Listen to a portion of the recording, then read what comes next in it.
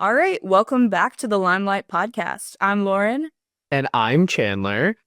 and we are so excited to talk about paid ads this week. But first, the Super Bowl was last weekend, and I want to hear your thoughts on some of the ads. Um, I'm gonna be so honest with you. I feel like this year there was only like two or three of them that I was like, oh wow, that was cool. I Yeah. feel like I just have this like nostalgia of the Super Bowl commercials like being so funny. And I was like, oh my gosh, like they're so fun to watch. And now I'm like kind of watching them, and I don't know if it's because I work in marketing, but I'm just like, I know what you're doing. It doesn't, it's almost like lost its sparkle. It's If that crazy. I saw someone say that so many of the ads were just so weird out there that they must be AI generated content. I did see that too. I honestly wonder how much of the entire process was done by AI. It's got to be interesting. I know some of the ads that I like wanted to highlight were the Hims Hers weight loss. That was pretty controversial. Very. And just being in like the aesthetics weight management space, those are like super similar ads to like this style that we would create or just the marketing for like semaglutides, GLP-1s, things like that. Very interesting to see kind of the reception to that. Another one that I thought was absolutely insane was the Baja Blast with Seal being like a seal. I must also be like off the grid because I had no who is Seal? Like the singer. Who is that?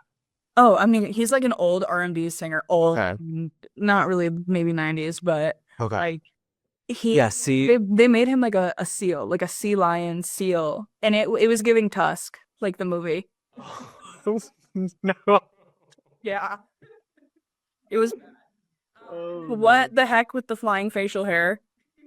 See, I didn't see that one, but what I did see was I feel like Alex Earl was in half of the Super Bowl commercials. She was everywhere. And I What? I think that she's like, as far as influencers go, I think she does a lot of things right. And she's stayed relevant for, she hasn't had her 15 seconds of fame. It's been now 2 years.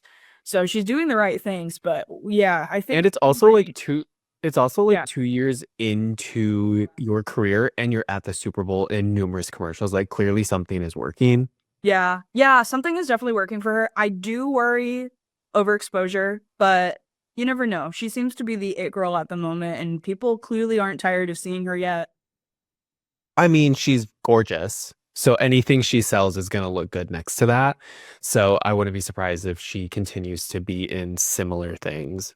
Yeah, absolutely. Well, anyway, moving into our actual podcast topic today, we have our super cool guest, Sam, today. He's a paid ad specialist, and then he used to be an intern here, but he liked it so much he actually came back. Sam, Oh my gosh, he missed us, guys. I just couldn't be away. Couldn't be I away. know. Oh my goodness. Sam, I'm so freaking excited to have you on the podcast today. You are such a pillar at DLM and also within my own clients. I have so many clients that are like, so is Sam gonna be on the call or is he not gonna be on the call? Well, that's nice. That made me feel confident. Good, good, good. Happy to be here. yeah, so for all of our clients that only get to see Sam every so often, here's another chance to see his gorgeous face.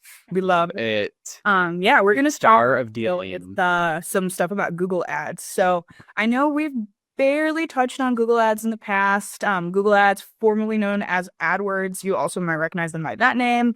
They're a super powerful online advertising platform. Enables businesses to reach their target audience right within the Google search, which is super cool. As well as YouTube, Gmail, and other partner websites. You might have seen like a little banner ad that said powered by Google.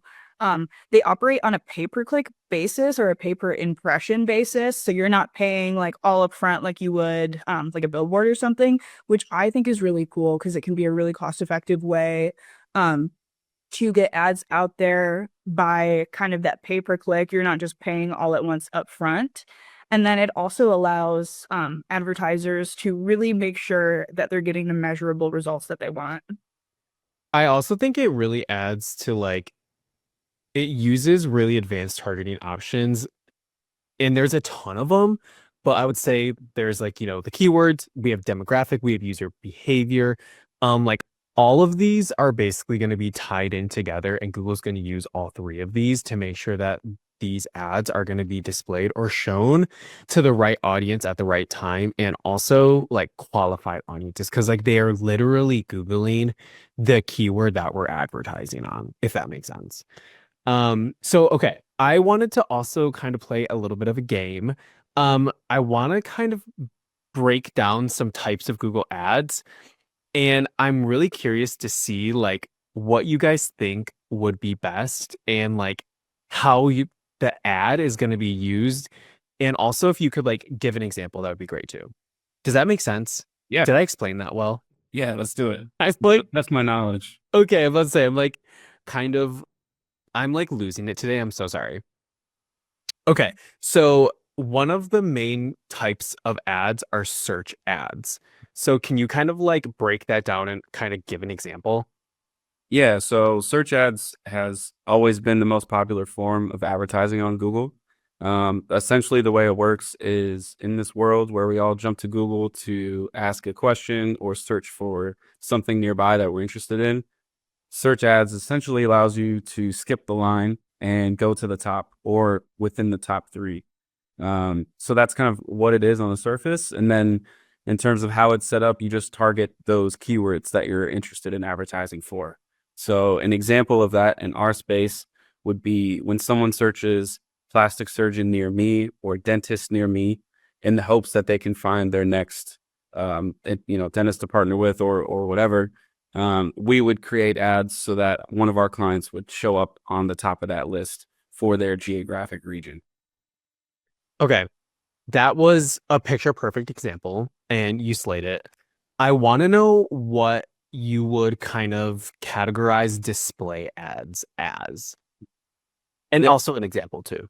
Yeah, display ads used to be much more popular. It's kind of changed in the way that they're used.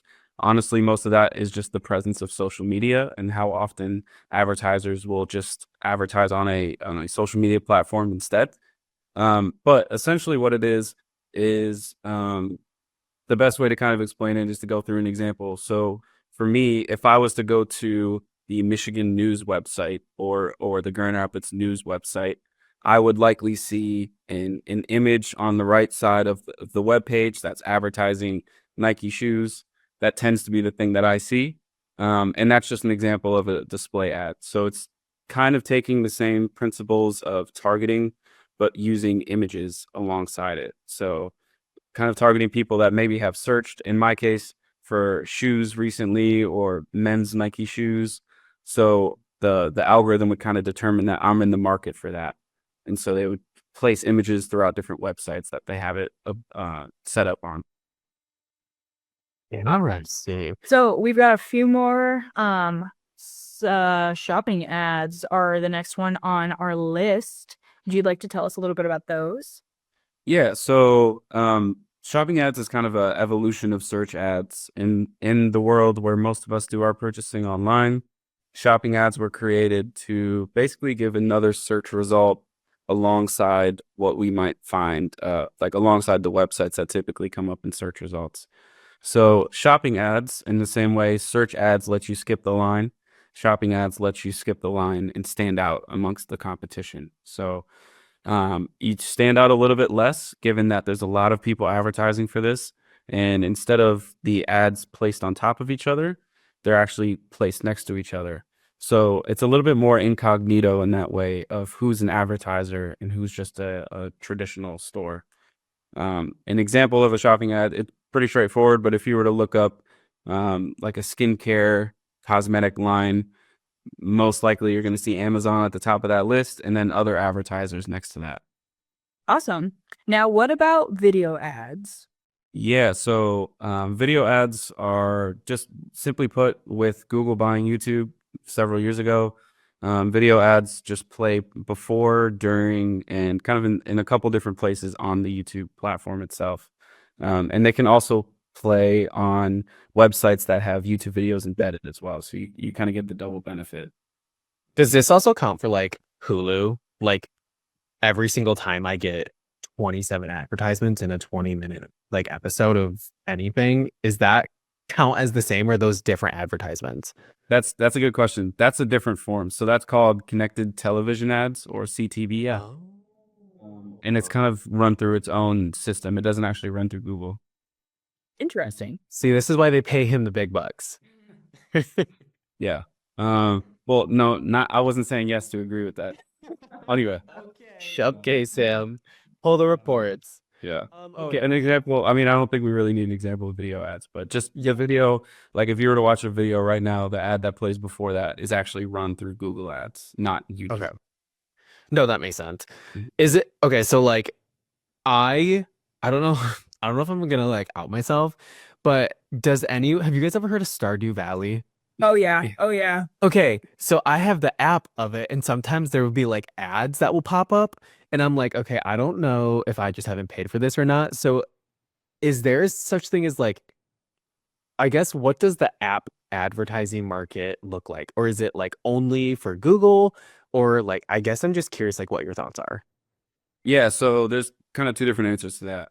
App ads are actually advertising the app itself. So typically sometimes you'd see it on search results, but YouTube would be a place that you typically see an app ad. Really what it's trying to do is drive downloads to the app itself. You might also see these if you're playing a different app. Sometimes you get these really wonky game ads that are promoting something that's kind of crazy. Those are really me hot posted right now. For me, it's always the like two guys and like they're shooting little guns and they have to go through like this Yeah. little banner. It's like +1, +2. Hi, crazy. No, and I play them. I play them to more than a Lord is their target market. the way until they won't let me play anymore. They are literally like, they are banking on people like Lauren. No, literally, like, yeah, I am the target audience for your app ads. Send them to you. Okay. Please. Amazing. I love it. Okay, so I have another one. Oh, sorry. The other part of that you talked about was Oh, yeah. the ads that are in the apps themselves. Yeah. They can pop up in a kind of several different ways, but one of them is they can actually come through display ads as well. But there's a couple different other ad types that I'm sure we'll get to, but demand gen and then performance max. So those are separate. Those are advertising on the app itself, where app ads traditionally are trying to get you to download the app. You quite literally like made it as easy as possible to go on to our next one, which was literally demand gen. Yeah. So like, I truthfully am curious to learn more about demand gen. Yeah, demand gen, and the kind of the simplest way to understand it is demand gen's Google or YouTube's way of trying to build a brand awareness campaign. So in most cases, the ads will show on the YouTube homepage, and sometimes it'll play on the videos themselves. But it'll be more as you're scrolling through YouTube, especially on your phone. It'll have a little advertisement that's maybe advertising a video or advertising a website. There's also ads that'll pop up on Gmail, in most cases on the app, not actually the desktop. And then there's a couple different news sections that Google calls Discover that it places. Really, demand gen, it's kind of a bit outdated as a principle, but it's really kind of a brand awareness thing. Okay. Awesome. So we just did, I think last season, a whole episode all about the Google Suite. Really touched on that Google My Business / Google Business profile. Is there an ad that kind of works with them? Yes. So local services ads kind of are directly linked to Google Business in the way that they present. There's a couple benefits to it. A good example would be if you were to search like a plumber near you, for example, you would likely see a local service ad pop up. And the way that you would tell is it would say Google Guarantee. That's the way to kind of differentiate what it is. The biggest benefit as an advertiser is you get the ability to tie your reviews and different kind of authenticity side of being an advertiser. You get to tie that to the ad itself, which you don't directly have the ability to do on the other platforms. And then as a consumer, the Google Guarantee has several benefits. There's pretty extensive background check side. So in order to advertise that way, you have to definitely be a valid and historical business. But then also as a consumer, In some cases, they'll even refund you if you're not happy with the service. So it's kind of a new effort. Not a lot of advertisers are doing it yet, but it's a really beneficial way for advertisers to stand out against the competition. And then it's also very beneficial for consumers too. Yeah, that's awesome. And then I think we have one more ad type left, the infamous Performance Max or the PMax ads. Yeah, so Performance Max really takes everything that we've talked about besides local service ads and kind of tosses it into a single bucket. The goal here, at least from Google's perspective, is to get you to use all of their different services.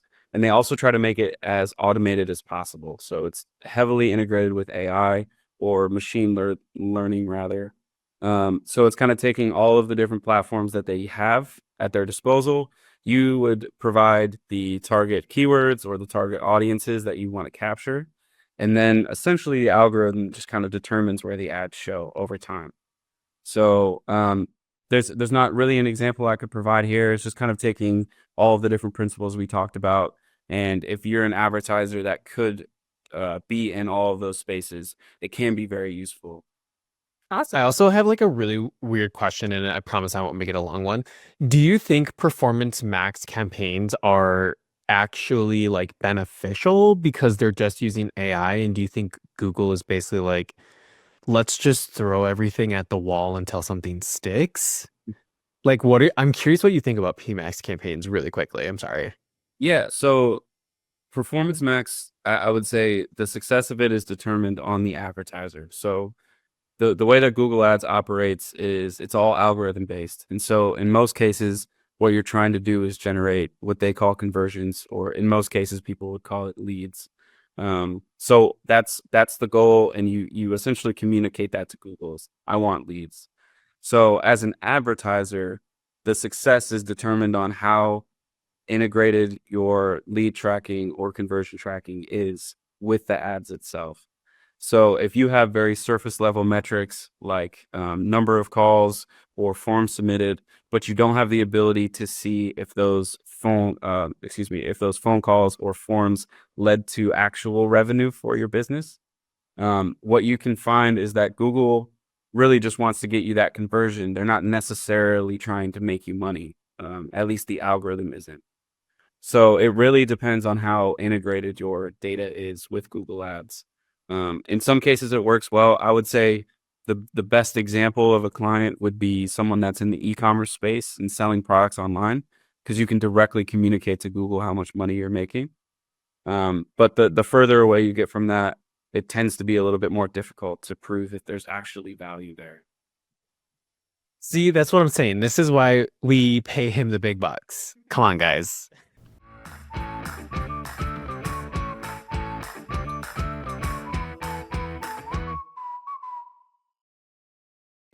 Nearly 6 million searches happen on Google every minute.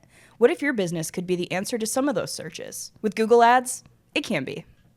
Google dominates search engines with over 91% of the market share, making it the ultimate platform to boost your visibility. With Google Ads, you can target a specific audience. Whether it's by age, location, language, your ad reaches the right people at the right time. With Digital Limelight Media, you have control. Our expert team will help you choose when your ads show and how often they appear. With Google Ads, you only pay when someone clicks. From search ads that appear right at the top of the page when someone is looking for your services, to display ads that catch eyes on other websites, Google Ads offer a variety of ways to make your brand stand out. And with our in-depth analytics and transparent reporting, you'll see exactly how your ads are performing and how you can get even better results. Ready to turn searches into sales? Visit dlmconversion.com today and let us illuminate the path to your digital success.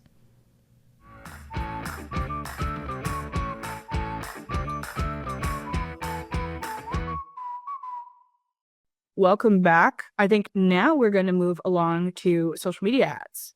So there are more than 3 billion monthly active users on Facebook, and 37% of users will make a purchase on Meta, which seems crazy, but yeah, that's the metrics that we have. And I guess I do know a lot of people that have bought things from social media, especially like the TikTok shop. See, it's so interesting because to me, when I think of like Meta, I think of Facebook, and I'm like, I'm never buying things off Facebook. But then the second I get an Instagram ad, I was like, oh no. Oh, absolutely. Like the Instagram ads get me every time. And it really, Yeah. that's knowing your audience right there on what Yeah. place to promote your product. Would you believe me if I told you that 19% of people start their shopping journey on Facebook? I would believe you, but like in my mind, it's telling me no, because I'm like, Facebook is not real. Because I never use it.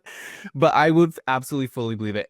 My mom is an absolute victim of Facebook advertising. It's so bad. Yeah. That and like they started putting ads within the Facebook Marketplace. And Facebook Marketplace is like that's where I live. That's my second home. I love Facebook Marketplace. Like we're always looking through. And they have ads in there now. So I think that's really clever. Yeah, clearly those ads are designed to reach specific audience based on those targeting criteria. Some things that they'll target are demographics, interests, behaviors, and like specific locations. Yeah, I mean, it's also like, I don't know. It's so crazy because I, and it, I don't know how to phrase this, but I swear I will say, okay, so for example, I recently got diagnosed with rosacea, so like my cheeks are like redder than normal, which I am such a victim. Anything that is on Instagram that's like reduces redness, I'm like add to cart immediately. So like it's so bad and it's so crazy because just like you were saying, Lauren, like it's so detailed and targeting criteria that like they know exactly what I want and what will get me to purchase something. They're so good. Every single one of my Instagram ads is a concert. And I'm like, how do they know? How do they know that that's all I do with my free time? But there's also ads on other platforms, TikTok, Twitter /X. LinkedIn is another big one. And then like other social media platforms. I know Blue Sky is like pre-advertising yet, but watch in like 3 years and they'll have ads too. Yeah. Well, it's also interesting because we're obviously talking a lot about paid advertisement, and unlike organic social media content, a lot of our paid ads are like guaranteed to meet a criteria in terms of like visibility and like allowing those people that are advertising to connect with a new market or that new audience. Um, there's a lot of different types of advertisement, as Sam clearly kind of went over, but I kind of wanted to break it down into like a few main categories, or I guess like what you think is the main categories in social media advertising. And Sam, if you think I'm over speaking or overstepping, please step in. I think there's obviously going to be text-based advertisements. There's going to be image advertisements, video advertisements, carousel advertisements. Who knows? And then story ads, which I get these all the time. And then sponsored posts. How do we feel? Do we think that I got most of them? Yeah, that's spot on, I'd say. Okay, great. Good. And since I got all of them and I'm basically a paid ad specialist now, I'm going to play a game and I'm going to give you guys an example of a brand, and then you tell us what platform you think we should advertise on and also what type of advertisement. Okay. I'm going to give you an example. So I own a limo rental company that is located in Grand Rapids, Michigan, the Holy Mecca, and I want to advertise my service like limousine rentals in the local area, but specifically during prom season. Mm. Now, do we need me to repeat that or did we get it all? No, that's good. Okay. So I would say step one with social media ads, just as a principle, is determining the audience. And because as we all kind of hit on at the start of this, different platforms have different demos and different audiences that believe in them, air quotes. So in this case, you're advertising the limousine during prom season. So my head would kind of jump to, you actually want to target the parents of the people attending prom.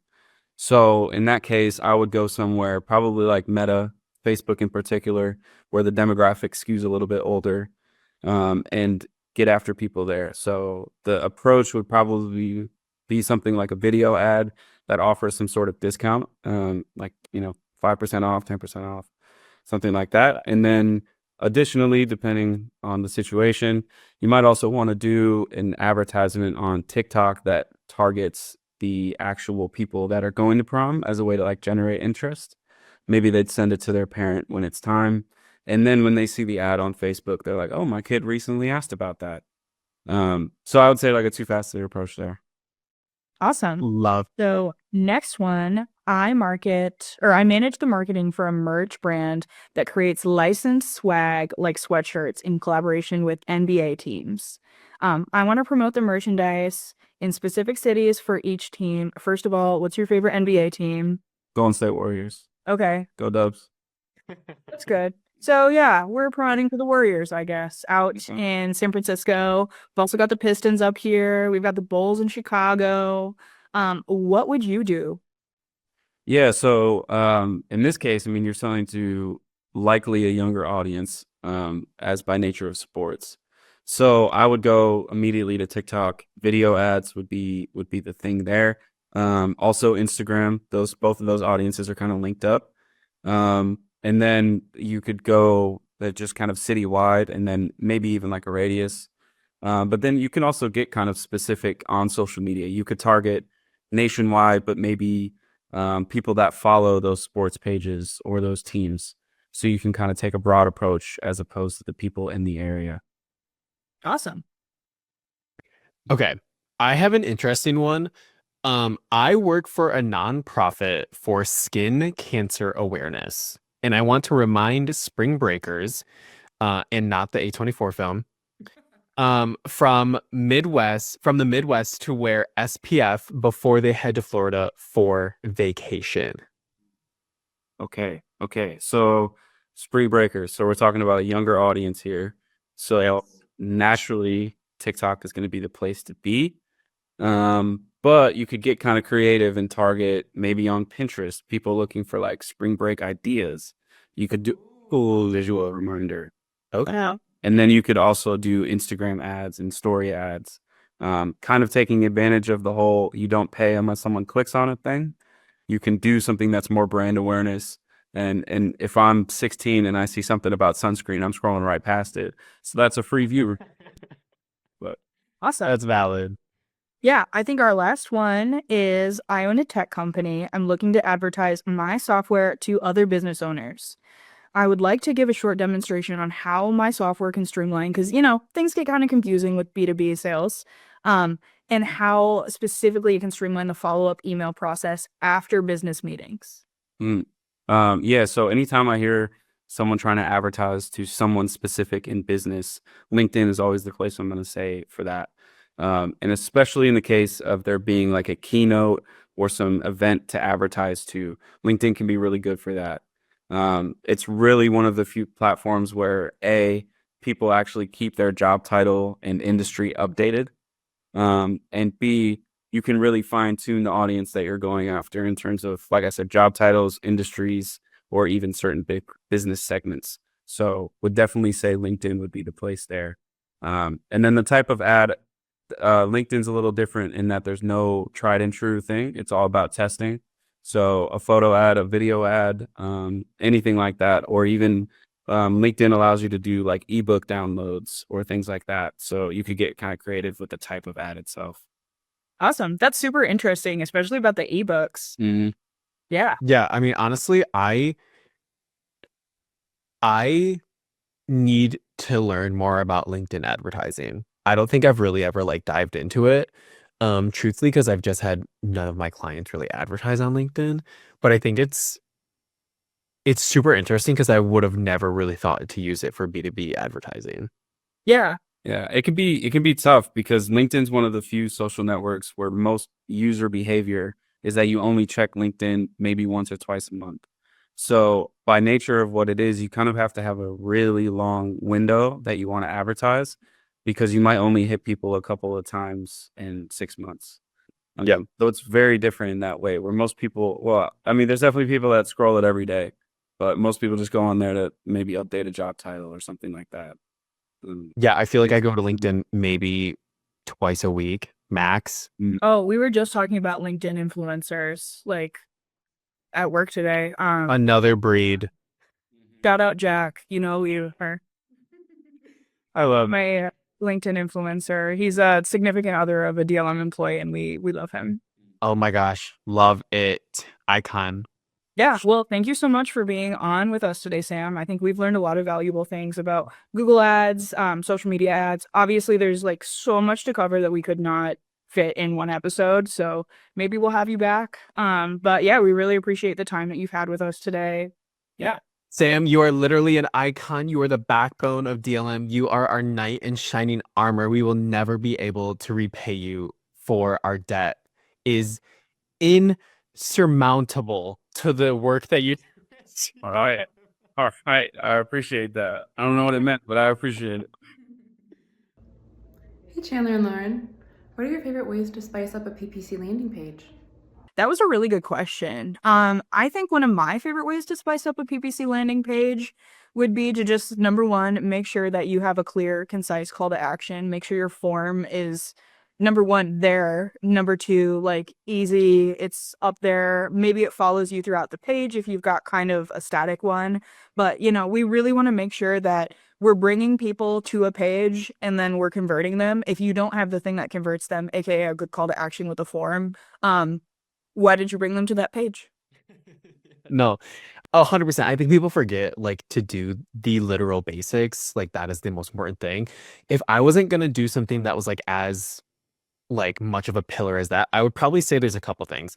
If you're like a provider or you're any sort of med spa, plastic surgery, dermatologist, dentist, anything, if there's any sort of results or before and afters or any images that can show your work, absolutely include those. That's 100%, I think, something that will benefit and spice up a PPC page. Also, a lot of your accreditations. So if you're a part of anything like the American Society of Plastic Surgeons or any sort of like you got your top med spa in Michigan or whatever, those types of awards, any sort of accreditations, if you can show that, that's really good for showing your credibility and your accreditation. And then finally, I would probably have to say, um, I can't remember. I had a third one. Why can't I think of what my third one was? It was before and afters, accreditations, and then, oh yeah, a YouTube video embed. People love to see like a little video on the page. It just shows that you have content and that even if it's like the doctor talking, they like to kind of get familiarized and have a personable interaction with the business. So yeah, those are the three that I would say are my favorite way to kind of spice up a PPC besides the very clear important ones that you said. Yeah, well, thank you so much for listening to the Limelight podcast today. Let's do a really quick lime on the way out because we forgot to do it here. My lime this week, I finally got little, let me see, glasses holders. So they say, Oh my goodness. I don't know if you noticed I wasn't every 5 minutes. So That is amazing.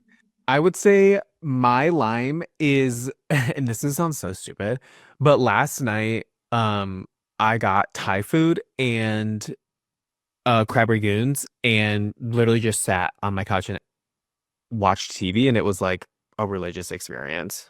you deserve, Yeah, it was amazing. hashtag severance. Your hashtag. Do not even get me started. I'm still in season 1. Oh my gosh. But yeah, Okay. thanks for watching today, everyone. Thank you guys. You're amazing. And yeah, bye now. Bye.